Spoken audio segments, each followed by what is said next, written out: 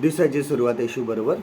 आपण लहान असताना आपले बरेचसे जुने फोटो आहेत आपल्याकडे. आमच्या काळामध्ये तर फक्त फोटोच आपण काढून आम्ही ते प्रिंट करून मग ते अल्बममध्ये लावायचो. आमच्याकडे जवळजवळ 50 वर्षापूर्वीचे सुद्धा फोटो आहेत, परंतु हळूहळू ते अस्पष्ट होत गेलेले आहेत. आताच्या काळामध्ये तसं नाही. पूर्वी आमच्याकडे असं होतं की लहानपणी एक फोटो असायचा आमचा, मग त्याच्यानंतर एकदम मोठा झाल्यावर फोटो असायचा.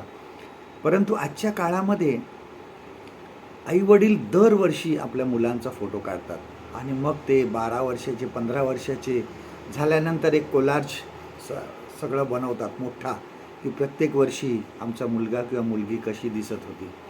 आमच्या काळामध्ये हे होते की ते फोटो हळूहळू अस्पष्ट होत गेले, सगळे निघून गेले.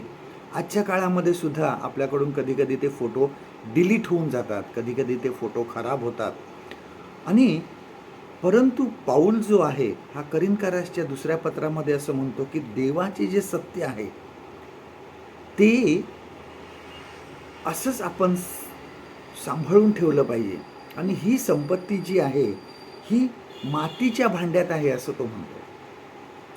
कारण देवाने आपल्यासाठी काय काय केलं आहे हे आपण नेहमी जतन करून ठेवलं पाहिजे.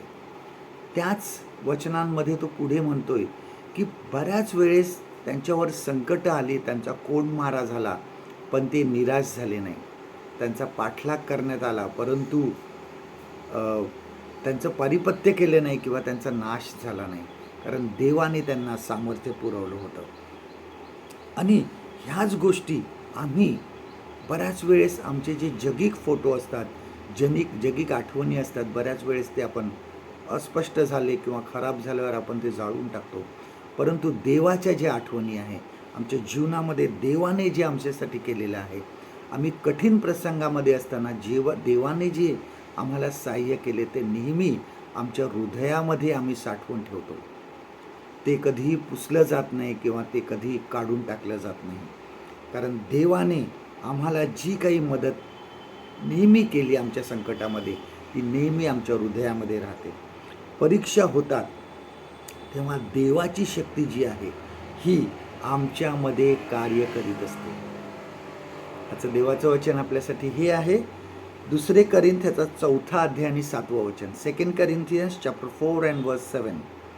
ही आमची संपत्ती मातीच्या भांड्यात आहे, अशा हेतूने की सामर्थ्याची पराकोटी देवाची आहे, आमच्याकडून होत नाही हे समजावे. परमेश्वर करो आजचा दिवस तुमचा आशीर्वादित करो.